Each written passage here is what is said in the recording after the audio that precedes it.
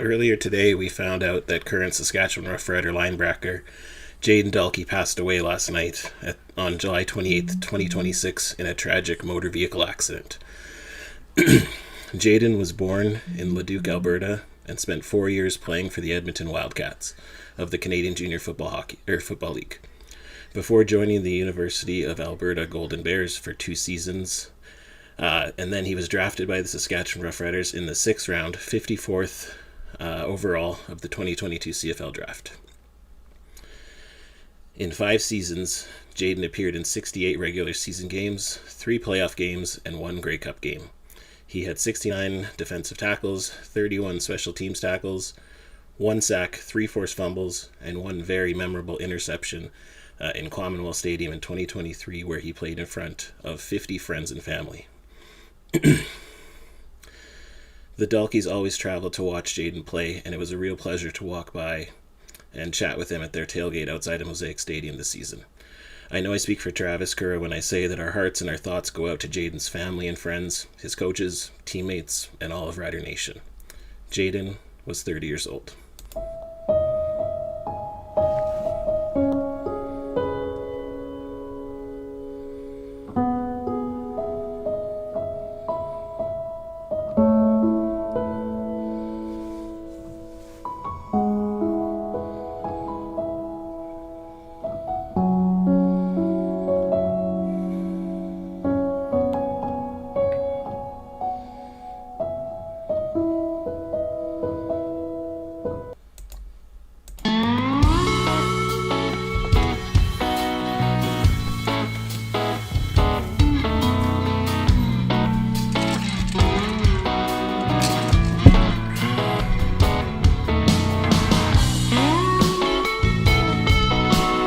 The Two and Out CFL podcast with Travis Currah and Sheldon Jones starts now. Hello, it is I, Sheldon Jones, along with Joe Balaneski. Travis Currah is still in the mountains. And Joe, I know this is a tough day for all CFL fans, I think, especially Rider fans, but I wanted to make sure we did right by Jaden and do a little tribute there at the beginning. Tough day for everyone here. Yeah, it's. I mean, we all share our fandom for our teams, but also mostly for that league, right? And stuff like this it's never easy. It doesn't matter what fan base you're, what fan or what team you cheer for. I can't imagine what his family's going through and his friends and family and his teammates. So, yeah, it's definitely a very somber day. I know they did a tribute before the Ottawa game here. And then it was just really nice to see all the teams and just put out their condolences to the Rough Riders and his family and that.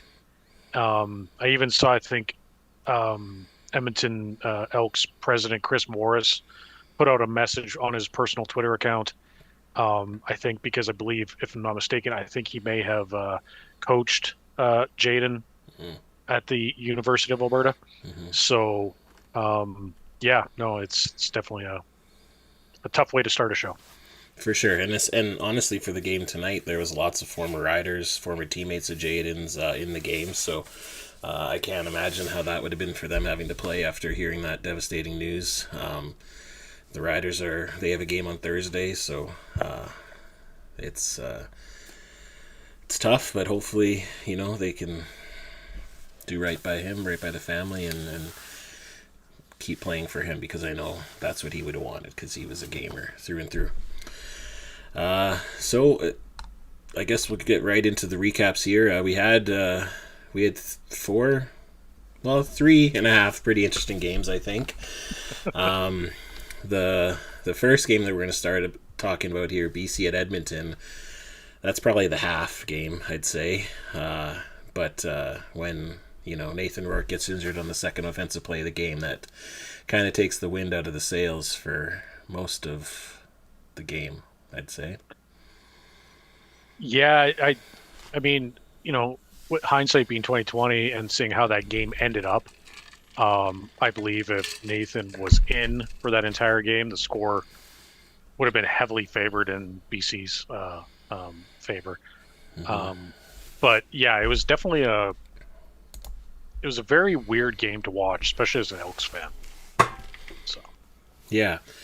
So he did get injured on the second offensive play of the game. He was sacked hard, but I think it was a clean hit. There was some speculation, I think, at first that it might have been something with his leg, because it looked like his leg got hooked there a little bit, but he came back out from the locker room with a sling and some ice wrapped up in there, and after the game, it seems like this might be a week-to-week injury instead of a long-term injury, so that's good for the Lions. You got to feel for Lions fans. Like, it's been a tough year for them, I think. Great Grey Cup contenders, I think, across the board. Most people thought they were going to be the team to beat this year, and then just injuries have just plagued them. But in came Chase Bryce. And I think... Actually, sorry, one thing I wanted to talk about before we get right back to here is when I saw Rourke come back out and saw him go immediately over to Chase Bryce to like give him insight and help with the tablet, I thought that was kind of exactly what I didn't see a couple weeks ago when Zach Claris got hurt, and I sent out a tweet saying I thought it was quite interesting that he just went and started talking to Drew Brown, who was not dressed the whole time. And I'm not trying to throw shade at anyone for anything here. It's just very interesting. It seemed like Nathan seemed a lot more willing to help out his guy. I think maybe also it could be that Nathan's a younger guy as well, and he probably knows the pressure, especially when he was back up to Michael Riley. He probably understood the pressure that Bryce was going into. So he might have been just able to like give him some words of encouragement. I don't know, maybe just. But at the same time, Nathan Rourke is undefeated against the Elks, and he lights them up every time he plays against them. So maybe he was like, "Hey, this is what I see." So, or watch for this, or this is what we saw in film. You know, he's a very smart player. So yeah, it's good to see like that, especially when he's fighting an injury, right? And being able to, and coming out, like he could have stayed in the locker room the entire time, but no, he came out with his arm in a visible sling, probably with an ice pack on it and things like that. But yeah, it's never good seeing star players go down or any player go down with injury. Yeah, never. So on the Lions' next possession, Bryce, he is pressured and he was hit as he threw, and the ball kind of popped up in the air, and Galvin Meyer was able to come down with the interception. The Elks were deep in Lions territory, but they were only able to settle for a field goal. That will be an issue this whole game.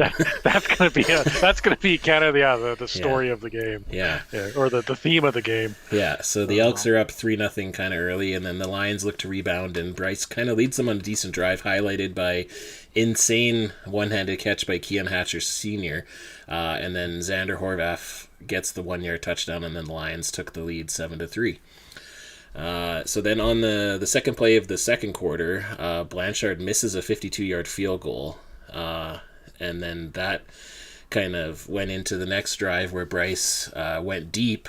That's one thing that I thought was quite interesting. Usually when a backup quarterback comes in, you see a very limited vanilla playbook, but it seemed like they really were going to let Bryce chuck the ball, and that was very interesting.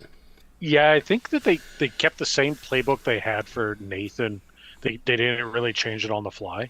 Because obviously you don't plan for somebody going down, especially your starting quarterback.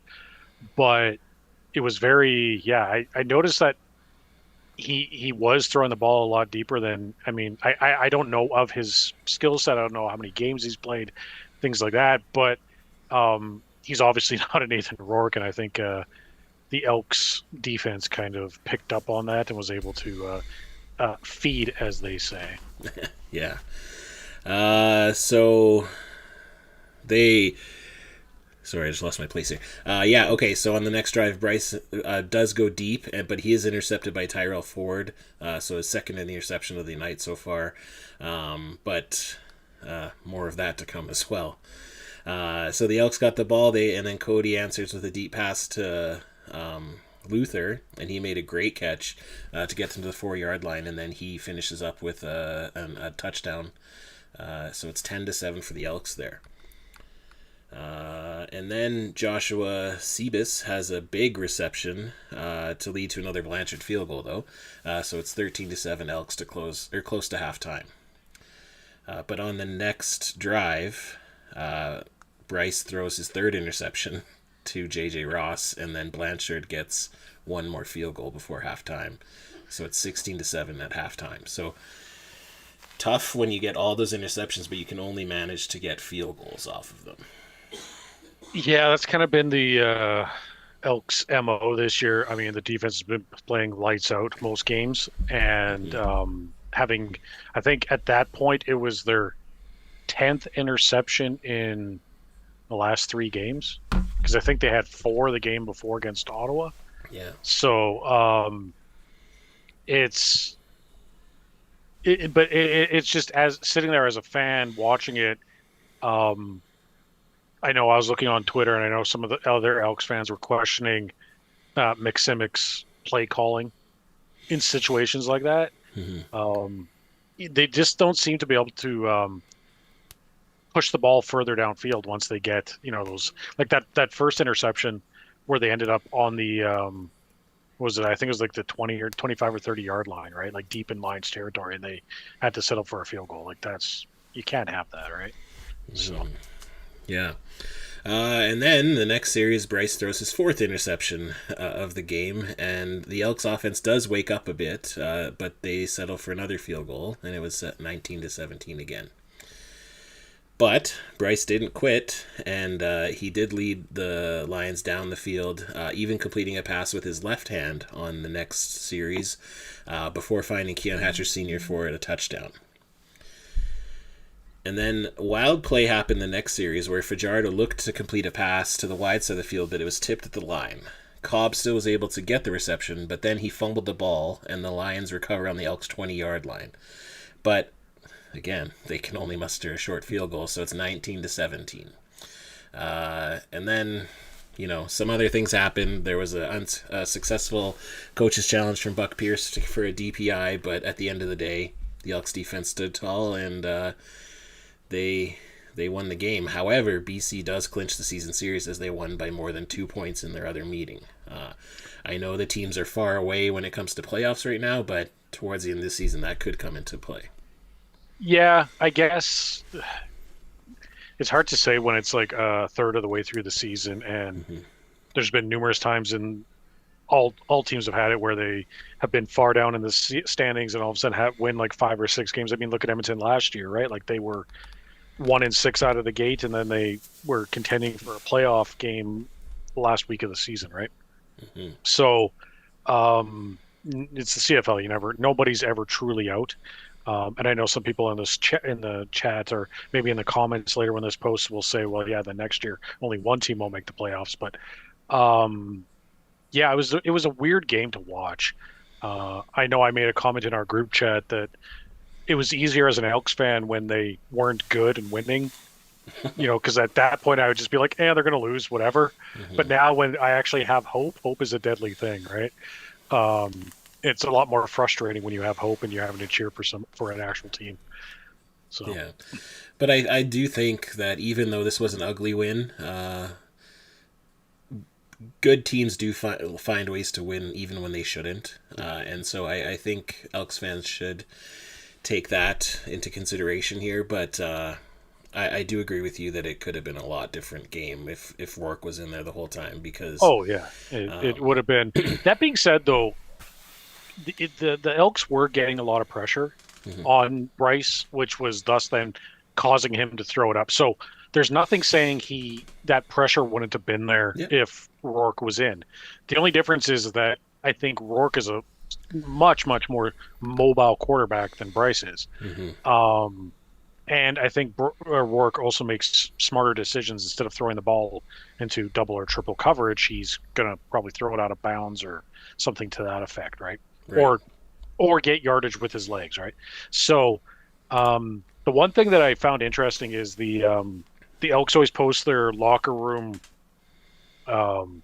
team reaction after the game, and when they're handing out the game balls, and they gave the game ball to Josh Cephas for his. I think he had like almost 100 yards receiving, and he said in his little speech that he goes, if it wasn't for the defense, we wouldn't have won this game. And he basically called out the offense. Says, I have to be better. The rest of us have to be better. And next game we're gonna make sure that happens, right? So it's good that that there tells me that they have bought into the system that Killam and all the other coaches are trying to portray and try to what's the word I'm looking for? Trying to build this team around.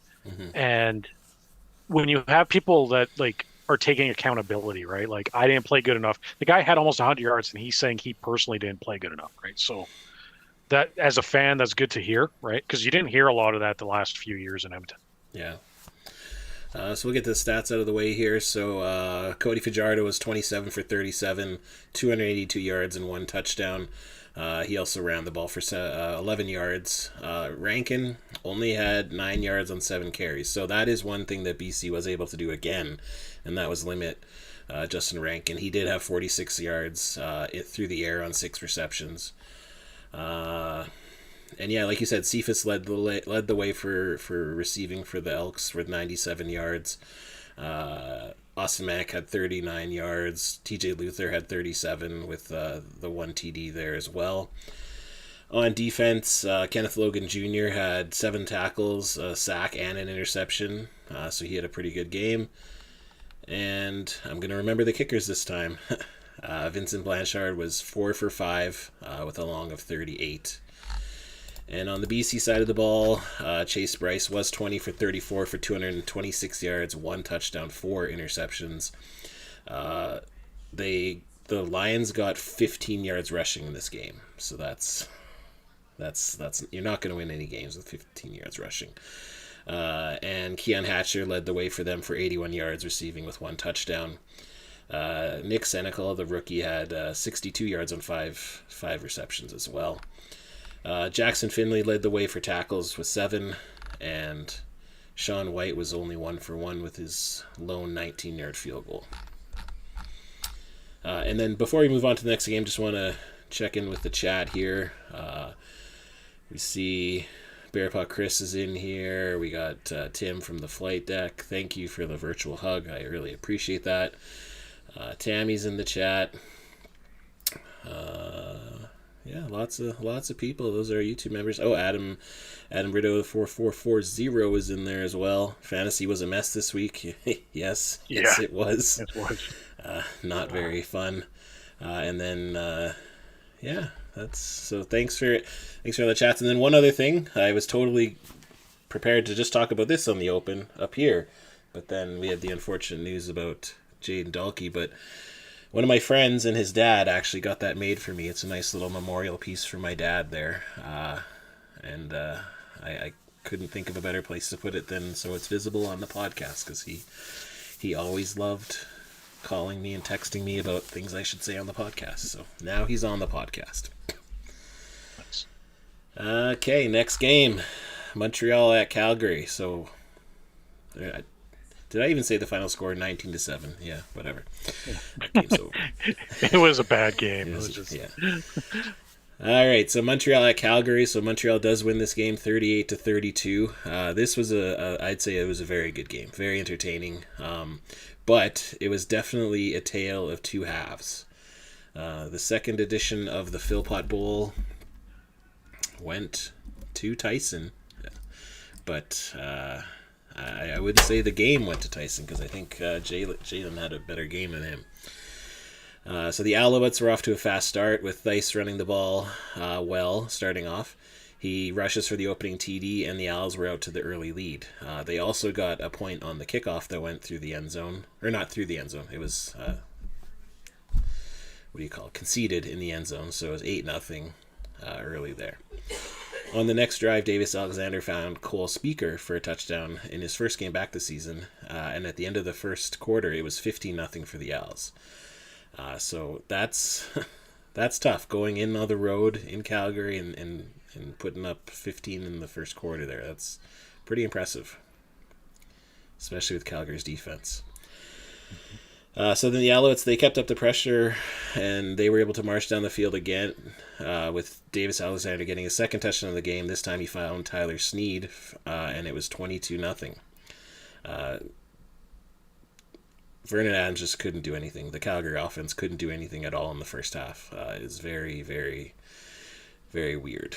They did finally wake up close to halftime, and they were able to at least get into field goal range after a big Jalen Philpott reception. So they were on the board 22-3 at halftime. However, this is where things kind of changed. Because in the second half, Vernon Adams and the Stamps, they kept the momentum that they gained on that last little drive there, and they got Mills rolling, and he scores their first touchdown. Calgary does go for 2 and converts it, so it was 22-11 quickly.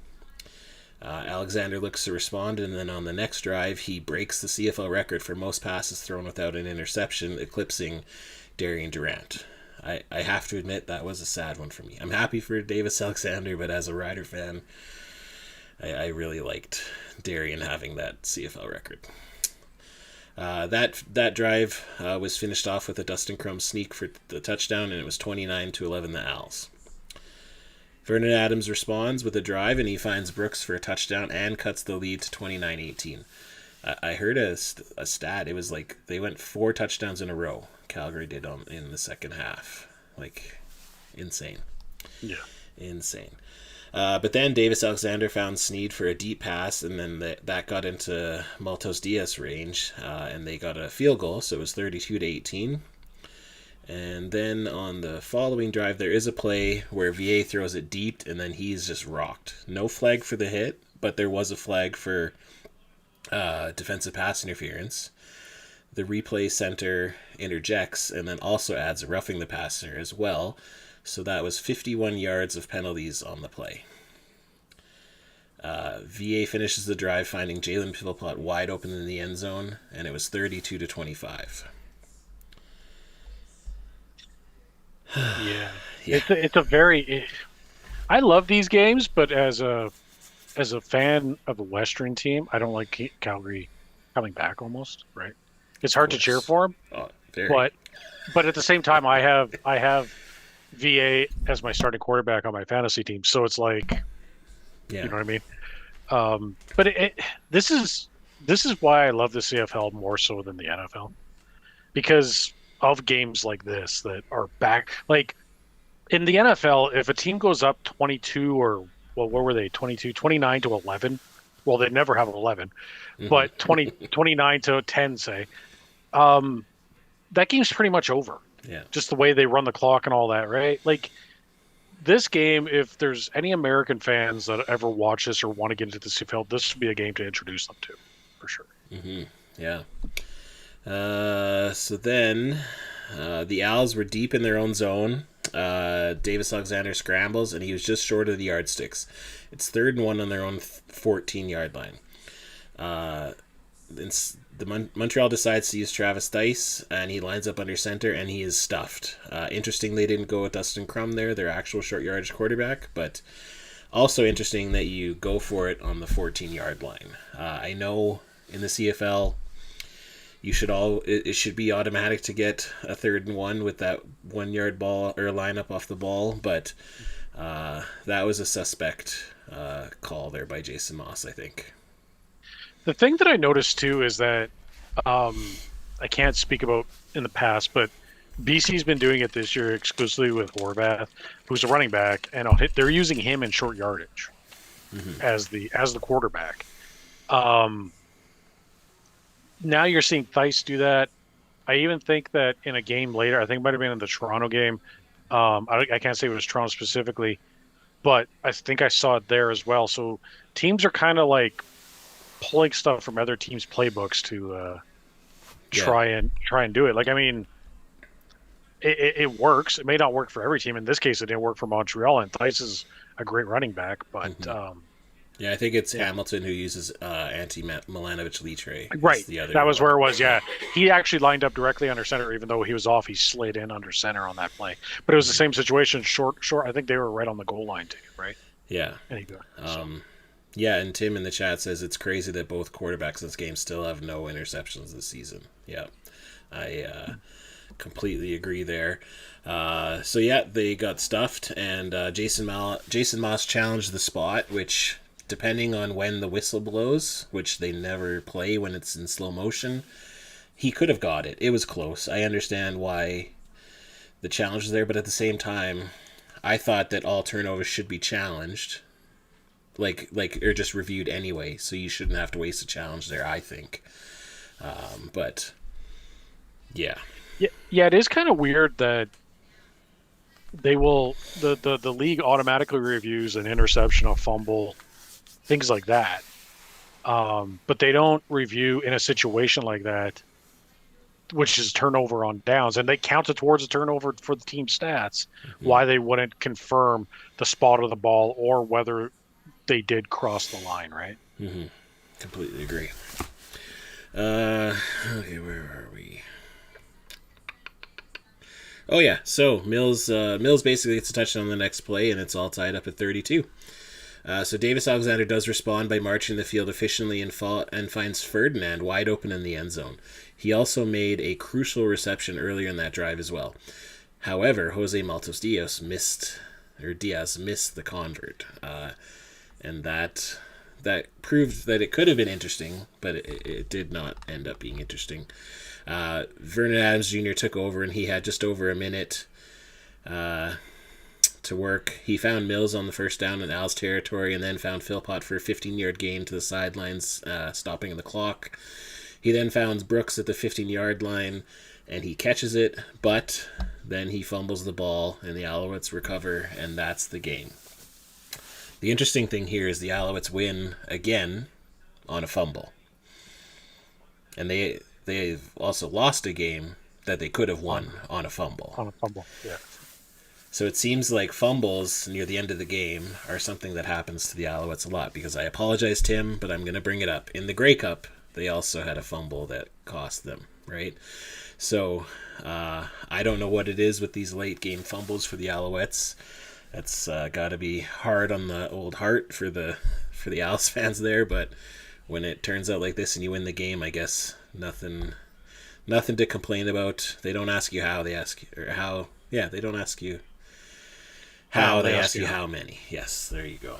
I'm awful. But what were your overall thoughts in the second half there when kind of switched things into Calgary's momentum there? Yeah, like I said before, it's that's CFL football. It's you never count a team out. I mean, case in point, even in this last game, right? Ottawa was up big, and we saw the ending. So it's definitely it was, but at the same time, they're both two very good teams, well coached, at all three aspects of the game, right? So, yeah, it's definitely fun to watch. That's again why I love the CFL more than anything, right? Mm-hmm. I see some chat. There's some stuff in the chat about quarterbacks and rankings of them. Lucky for you guys all, this is a bye week, or this will be the third QB rankings, third bi-weekly QB rankings coming out tomorrow. So Paul Ferocious in here saying VA is still the best quarterback in the league. He deserved the win. Unfortunate outcome. Tim, Paul, agree to disagree. Bearpaw Chris, politely disagree, Paul. I am going to also politely disagree. I think VA might have had the best game so far of the season, but that doesn't make him the best quarterback. And I think Tim is going to be happy with the third bi-weekly QB rankings. That's all I will say about that. The one thing I will say is VA, the problem that I have with VA, and especially having him in fantasy, is that he's not consistent from game to game. Right, like obviously he had that crazy game a couple of weeks back. Yesterday he came on strong in the second half, but the game before, it's like you never get the same VA game to game to game, right? Mm-hmm. Where you get what you're going to get with a Nathan Rourke or a Davis Alexander or even a Trevor Harris. You know what you're going to get because of their style of play, but VA is just kind of an anomaly when it comes to quarterbacks in this league, in my opinion. Yeah, no, I completely agree. I want to give a shout out to Shay Lake 3021 who says this podcast is awesome. I just found it. Go Owls. Well, thank you for joining us, and hit that subscribe button, please.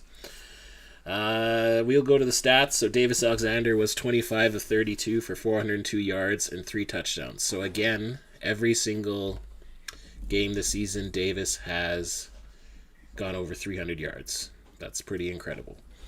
3 touchdowns, no interceptions, as we said previously. Travis Tice has his first 100-yard rushing game of his career with 123 yards on 19 carries with the 1 touchdown. And Tyler Snead led the way for receiving for 113 yards, 1 touchdown. And then also Tyson Philpott, only 88 yards. How dare he? He was my captain in my weekly fantasy. And when it came down to picking between Rankin or Rourke or Philpott, it was you who asked that in our chat?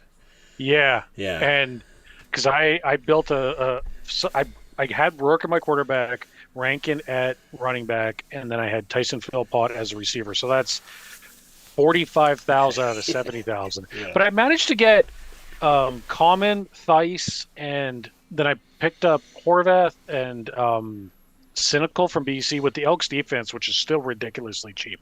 Mm-hmm. I thought it was a pretty good team that I built this week, especially with those big 3. Mm-hmm. And then we all know what happened in the BC Edmonton game. Rourke went down. Rankin was shut down. And then, the only thing and I asked in our chat, who do I put at my captain?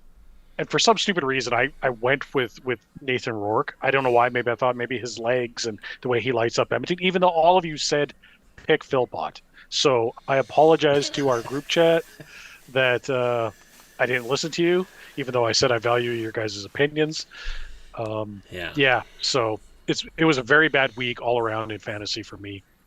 Yeah. Well, that's all right. We'll get to mine at the end here. Tim in the chat saying T-Ice. I love the Tice baby on the Flight Deck Live. That was I love that. Cole Speaker making his first start this year with 73 yards on 4 receptions and one touchdown. And then just a shout out to Ferdinand. Only 2 catches, but 49 yards and that 1 touchdown. He had a really good game. Najee Murray led the way for tackles with 7 and a fumble recovery as well. And Jose Maltos Diaz was 1 for 1 on his field goals, but he did miss that 1 convert. On Calgary, Vernon Adams was 23 for 37 with 271 yards, 3 touchdowns, no interceptions. Dedrick Mills did get going on the ground. He ended up with 15 carries for 130 yards and 1 touchdown. Jalen Philpott led the way for receiving for the Stampeders with 96 yards on 6 catches, 1 touchdown. Eric Brooks had 55 yards and 1 touchdown, and then Dedrick Mills had the other touchdown. Davis Alexander at 2,100 yards passing, and Philpott's at 1,800 yards receiving after 6 games. That's insane. Defensively, Damon Webb led with 8 tackles. Kyle Wilson had 1 tackle for loss and 4 regular tackles. And for field goals, Jude McAtammy, that's a hard one. He was 1 for 1 with 32-yard field goal. On to our next game, which was in the Hammer.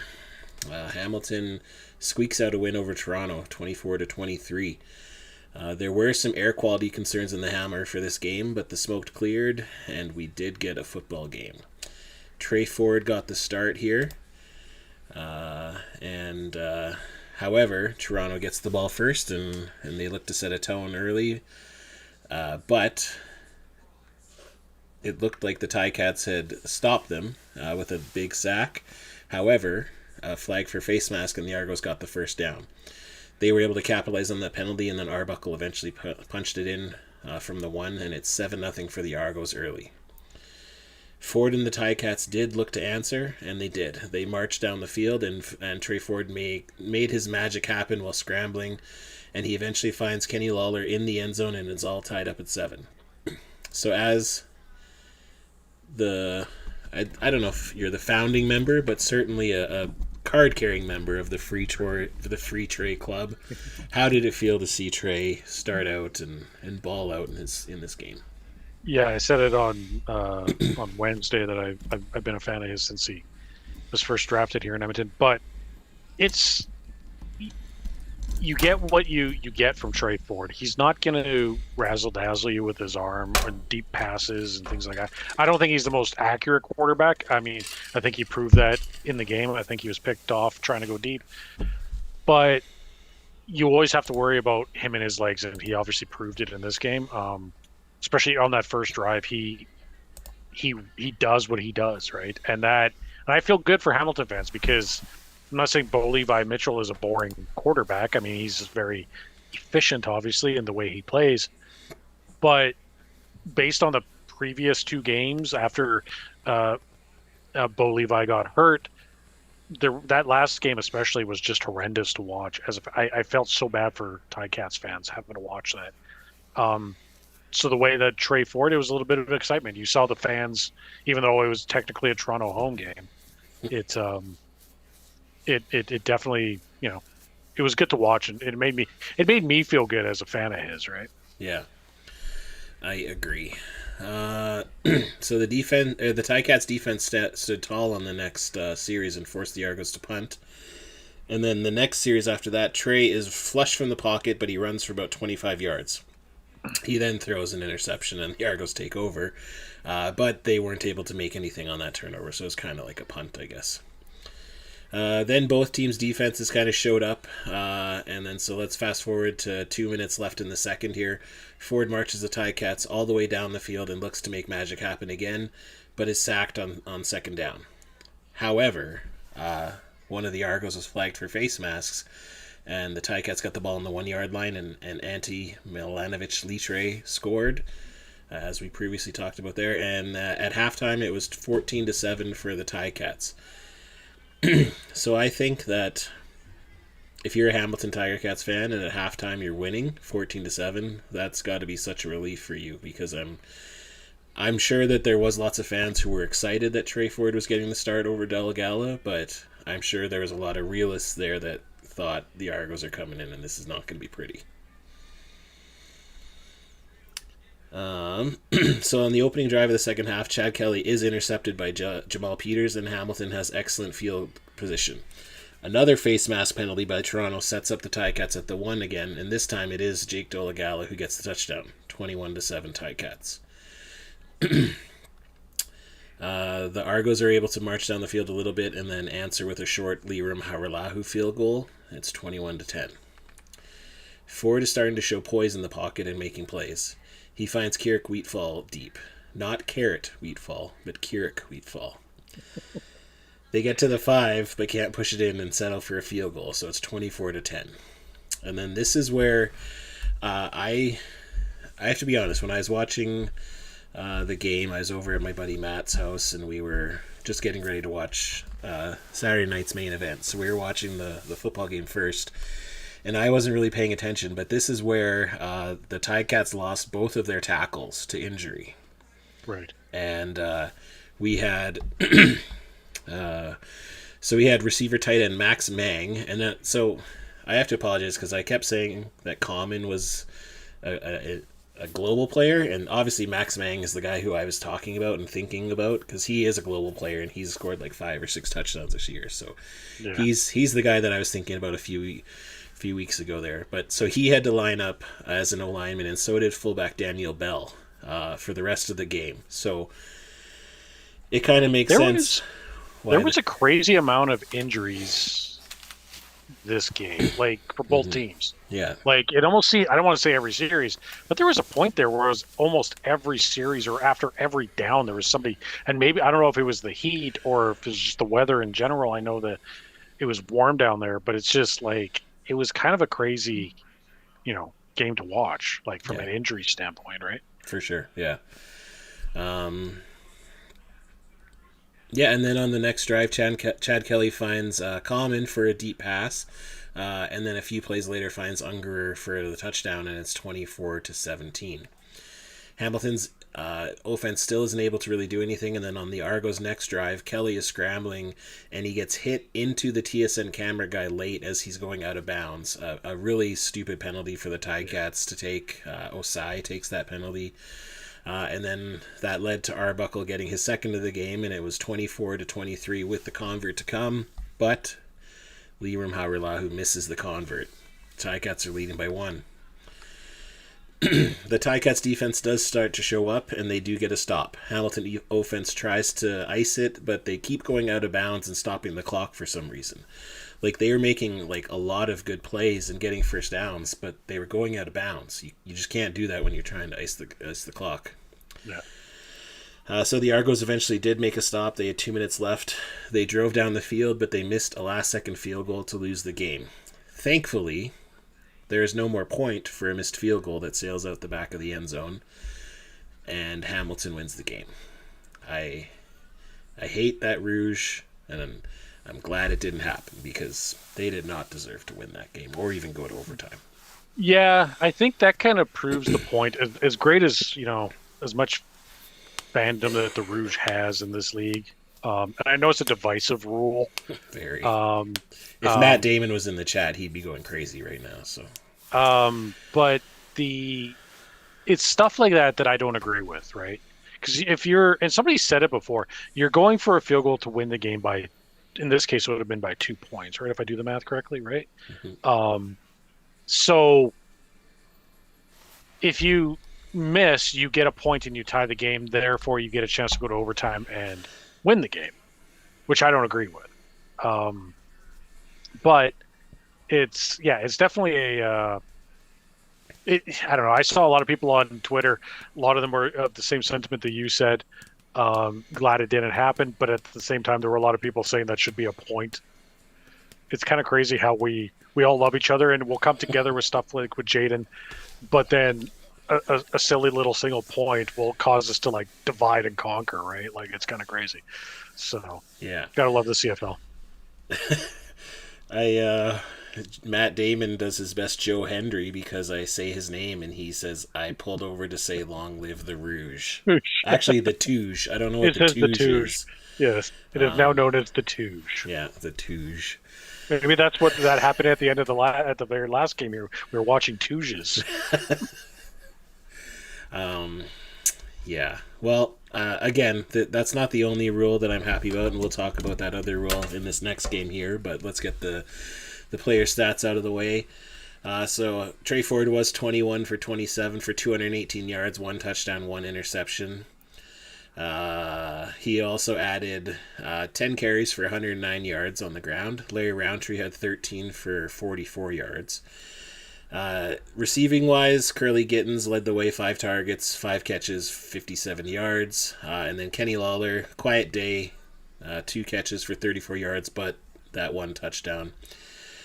For defense, Quavion White led the way with 7 tackles. Reggie Stubblefield had 7 tackles and also had a sack. And Mark Laglio was 1 for 2 with a long of 11. And so here's a hot take that I have. I hate when teams go for field goals when they're like that close. Like an 11-yard field goal to me just seems awful.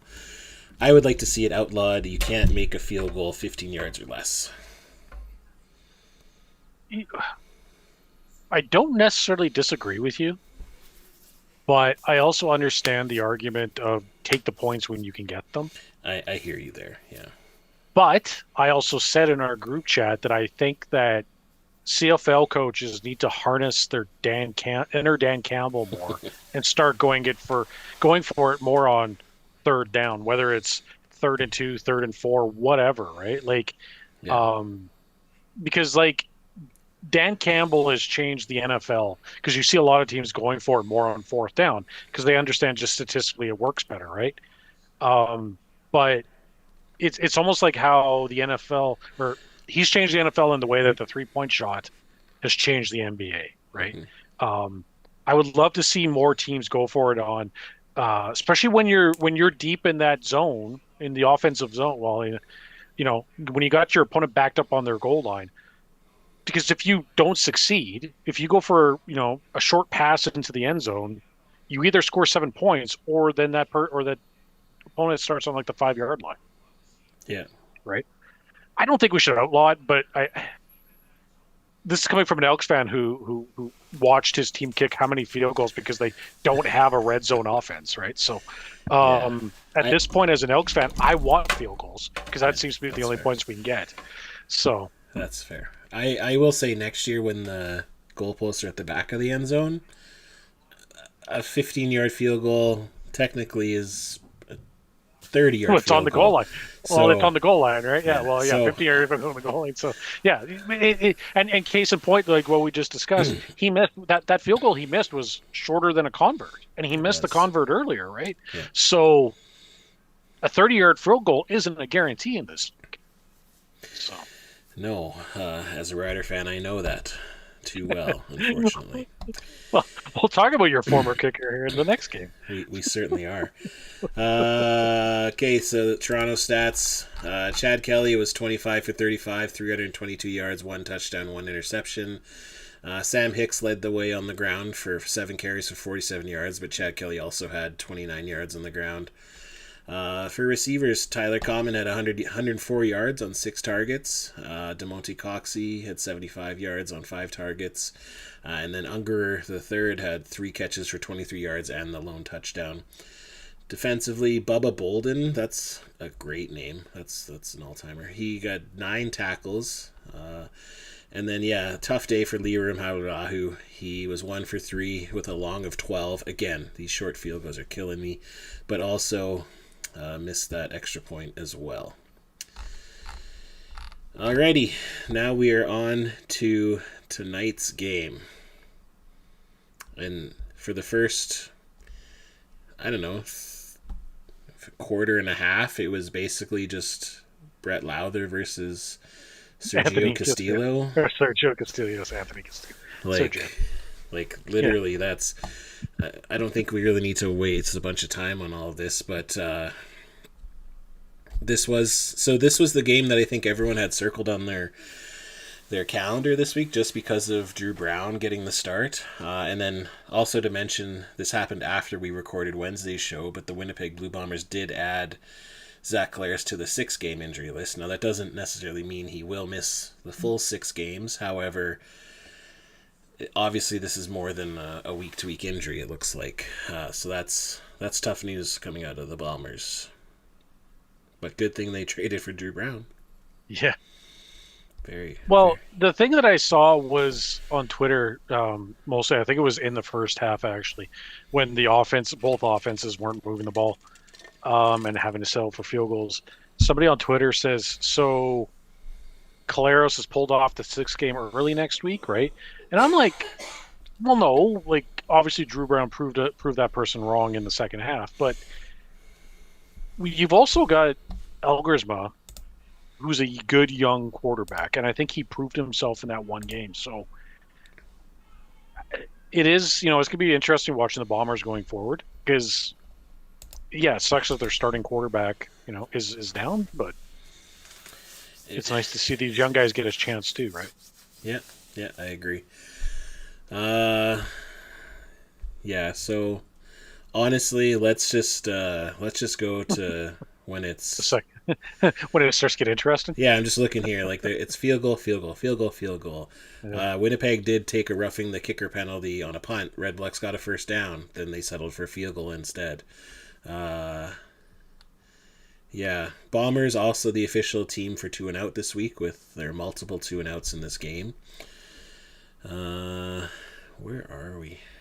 Okay. The first touchdown. First touchdown of the game. Bryson Barnes punched it in from 1 right before halftime. And so at that point, it was 19-9 for the Ottawa Red Blacks. Yeah. So this game was a big game, I think, for Drew Brown. Also a big game for Ryan Dinwiddie to try to, prove that he was right to make Drew Brown the scapegoat in Ottawa. But at the end of the day, I don't know if that's necessarily what happened. All right, so in the second half, Mayer is rocked, but he throws a ball up to Eberhardt. Eberhardt does catch it, and we also got a grade 2 roughing the passer penalty. So a grade 2 penalty is when there's helmet to helmet conduct, and it's like you're using your head as a weapon, almost like spearing. So that is a 25-yard penalty. I don't think we've seen that this year, or I remember one last year. I'm fairly Yeah. certain, because I'm pretty sure it was a rider who got it. But yeah, it's not often. Honestly, I think if you're worried about player safety, if somebody's getting a 25-yard penalty, I think that should be a disqualification as well. But that's just me.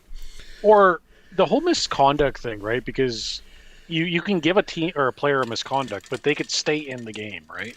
Yeah, if you get Unless two, they, you but get if you get kicked two, out. then you're ejected, right? Then Yeah. you're disqualified. But Yeah. I think if you get a 25-yard penalty and a misconduct, I think you should have to sit out X number of plays or whatever it is, right? Like you should Yeah. be. It's almost like in basketball when you foul out, you can't come back off the bench. So it'd be almost of a similar thing. I don't think you should have to sit out, the rest of the game, because if you get a misconduct in the first 5 minutes of the game, But I think you should be penalized, like not only the yardage, but something more significant that could potentially affect your team, and it may cause your coach to maybe have a chat with you, right? So they a total of 59 yards for that play. But Mayer seems to be having issues with the time clock. Earlier in the game, before we just skipped ahead, Mayer did get a time count penalty deep in the red zone, and he's almost about to get a second one here, but Dinwiddie burns a timeout. So then Ottawa is first and goal at the 1. Bryson Barnes is stuffed twice, and then a third. Turnover on downs. This was kind of hilarious to watch. I was behind on the game because I was doing prep and getting the Jaden Dalkey tribute ready, and so I was behind. But in our group chat, I saw a text, I think from Dave, that said, "Oh, the Elks, or no, the Red Blacks are red blacking," and so I assumed that was when that happened, because it's like they tried the same thing 3 times in a row. Like, just go straight up the middle. I don't understand how, if it doesn't work twice, you think it's going to work the third time. Just doesn't make sense to me there. Well, that same logic goes towards the end of the game as well, right? Yes, it does. So Winnipeg does get the ball on the 1 on the turnover. However, they go 2 and out anyway, and then punt it out of their end zone. So then on the next drive, Mayer finds Greg Bell deep, and it's first and goal from the 10. Then Mayer throws in the end zone and is intercepted. But Dinwiddie challenged for DPI. It was unsuccessful. So that's 2 drives in a row. They make it down to the red zone, and they get 0 points. But the Bombers go 2 and out again. Ottawa gets the ball back, and Greg Bell gets a couple of runs, good runs, and then Mayer finally is able to get a touchdown as he finds Hardy in the end zone. Ottawa leads 26-9. Then Drew Brown looks to respond. He actually gets a couple of first downs. At the end of the third quarter, they're down into the red zone. However, the Bombers take 2 penalties on the same play and get backed up 20 yards, and then end up settling for another Castillo field goal. Winnipeg gets the ball back, and then they drive down the field, and eventually he finds Dembski for their first major of the game, and it is 26-19 for the Red Blacks. Ottawa looks to respond, but the Bombers' defense stands tall. Ottawa shanks the punt out of bounds then, Winnipeg gets the ball in great field position. However, A.J. Allen makes a big sack on second down and stops them.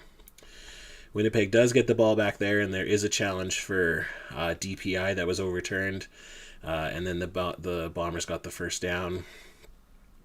Then Brown converts on a second and long into Ottawa territory.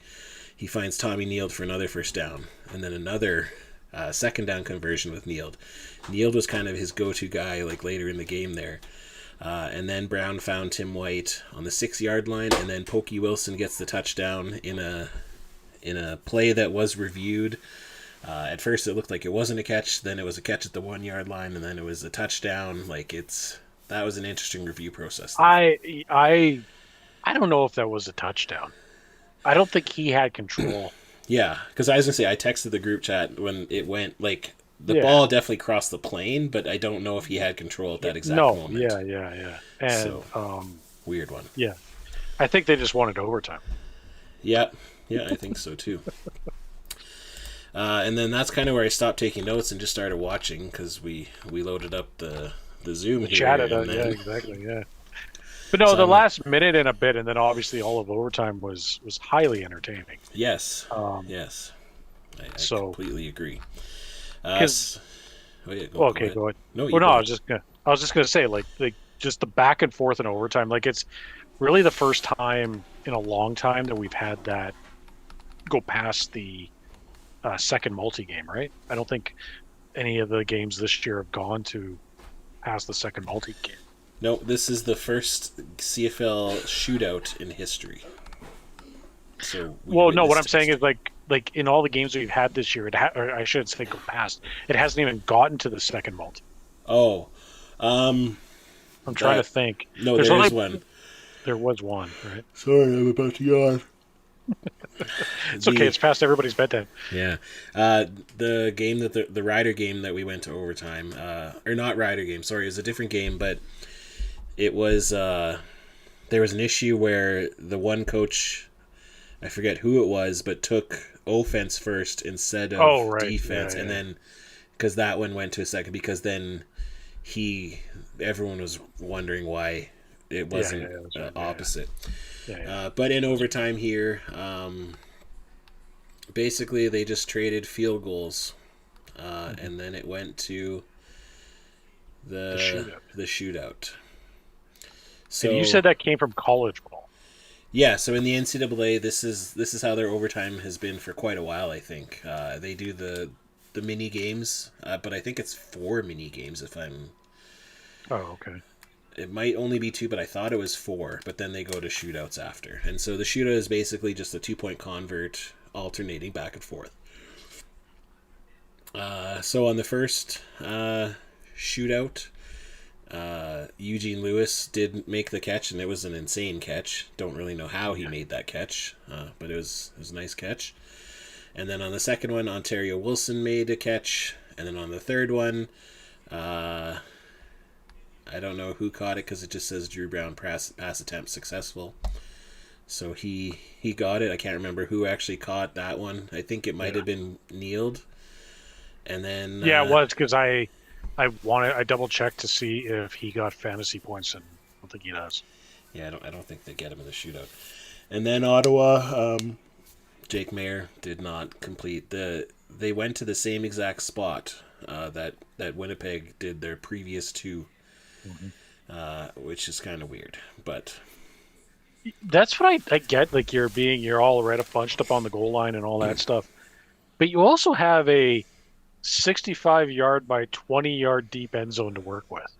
there's an upright right in the middle there that gets in the way though. Just remember that. Yeah, but that's fine. But you can scramble to the outside, right? Or just like you've got all that room on the outside, but they like for some reason, like, and I'm not talking just about the shootout. I'm talking about just in general for 2-point converts. I Yeah. find that they work in that, kind of like say 10 to 15 yards from the goalposts on either side, and I'm like, I don't know. Yeah, and so we're gonna call the OT 2-point score the touche. Yeah, I like that. The touche. So yeah, at the end of the day, Winnipeg Blue Bombers 36, Ottawa Redblacks 34. I think when I was at halftime, I was like, "Oh, this game is awful," and then in the second half, I was like, "Okay, this game is actually pretty good." Like it turned out to be a really exciting game at the end.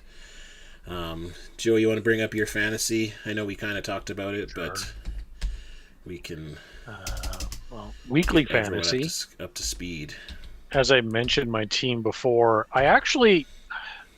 The funny thing is, even if I did go with you guys in having Philpott, I would have only got like another 14 points by doubling it, right? Like he didn't have like a crazy like 20 or 30 point game, right? But I ended up finishing weekly fantasy with 87, well, I'll say 88 points, right? So I'm still in the top 10. I'm ninth in that CFL Fans Fight Cancer League that we're both in. So, and then in our Rouge Rejects League, I am currently I've beaten Deb. It was a very close game. She was down actually by 40 points, and I didn't have anybody play today. So I'm like, okay, I've got this one in the bag. Like, I figured they'd get, like 25, 30 points because Drew Brown and like the kick, she had, her kicker was Lowther. So I was a little frustrated when that second half came and Drew Brown kind of turned on his magic. And I'm like, you son of a. So. Fair. Yeah, so so far I'm winning that game. They haven't obviously finalized the scores and all that, and I know things can change. But, so it was a very bad week of fantasy for me. That's fair. Yeah, so weekly I had 105.7 points. So I'm 12th in that CFL Fans Fight Cancer League. So not too shabby, but yeah, Tyson Philpott didn't have the greatest game for me. Justin Rankin didn't have the greatest game for me. No. Davis Alexander, decent game, yeah. Well, the funny thing of Rankin, he still had 11.5 points, because I had him too, right? Yeah. So, I mean, I just kind of like, who thought that Tice is going to have 28 points in weekly fantasy, right? Oh, I know. Out of those three guys, like you have Rourke, Rankin, and Philpott, Tice would have been, if I would have made him my captain, it would have been a really good week. So yeah, and always it seems if I make my quarterback the captain, another player will go off, and if I make the other player the quarterback will go off. So exactly, can't win there. In my 2-and-out league, I lost to Hamilton. What's it called? Yeah, Oski Wee Wee. No, HCSO. Yeah, that's Oski Wee Wee. No, it's not.